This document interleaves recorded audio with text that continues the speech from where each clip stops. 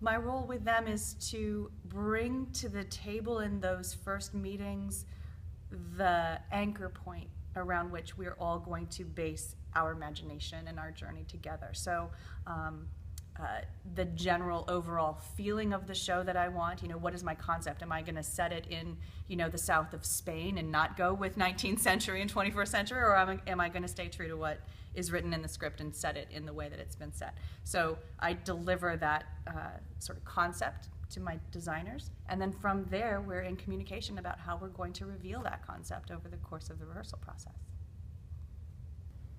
Well, hello. My name's Gerald Enos. I serve as the resident scenic designer here for the department and working on this production of Arcadia. And also joining me is my colleague and good friend Naomi Arnst and our student Devin Delamagori. Now, my role as a scenic designer really comes from Kimberly's idea, inspiration, her visualization for what the show is about. And as you've already heard her explain it, my role is to help to create that world, that space. And then, of course, I work very closely with my colleague, costume designer, and eventually the lighting designer, to bring this world alive. A lot of what I do is based on the script. The script is the roadmap. It has all of the information that I need to create the world. But even before I can do that and get it on stage, there's a pretty considerable amount of research that I do, everything from the interior look, placement and positioning of entrances and exits, the windows, of course, because there's a reference to the gardens, and then we get down to the finite details, everything from moldings and trims to the fabrics that we're going to use either for upholstery or table coverings, things of that nature. Throughout the whole process, I try to stay in constant contact with the costume shop, and especially Naomi, because I'm really concerned about the colors that she has, and I'll let her explain that. Naomi? Well, I'm going to say I'm really excited to do this show because when they did the one at ACT, I had a lot of friends see it, and they were very inspired by it, so I was like really excited to get into the science and the math and everything in this show. The other thing this show does is time travel. So right now we have the renderings for the first looks, some of the second looks for like Lady Kroom, because she pops in and out and she's a fashionista. The color schemes, I tried to stay within the period and kind of light and frothy, but they also tell stories. So as we progress into the show, you'll see themes in the colors. And then there's also this whole time travel thing. So there's people in the time period of now and people in the 1809 and 1812, and they interact a little, or you see them all at the same time. So we had to work that out. So I kind of do that a little bit by color. So it'll be a surprise.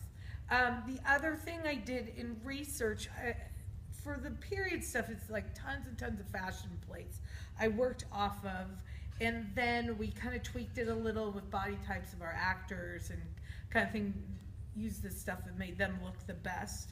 And for the now people, I did research online, lots of photo research of English students at Cambridge and at Oxford, and that was just a lot of fun to see what they're wearing right now.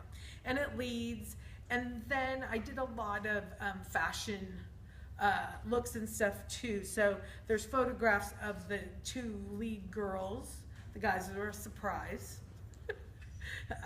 But you'll recognize them when you see them when you go to the play. The other thing that's really interesting in this play is, we're doing time periods, but they're mostly always in the house, the castle, the manor. So what they're really wearing is always like a thought process in your head of like, well, why would you be all dressed in your maid outfit to meet,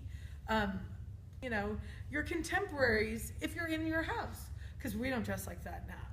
So that's also something I have to think about when I'm doing all this. It's like what state of dress or undress you would be when you're, hanging out at the dinner table, in 1809.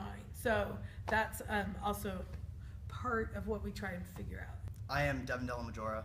I am the lighting designer for Arcadia.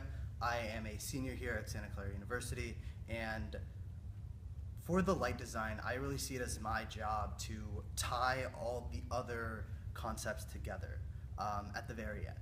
So Jerry is working on the set, Naomi is working on the design, and Kim has this grand idea of the whole show. And at the end, I come in and I patch it all together and make everything visible.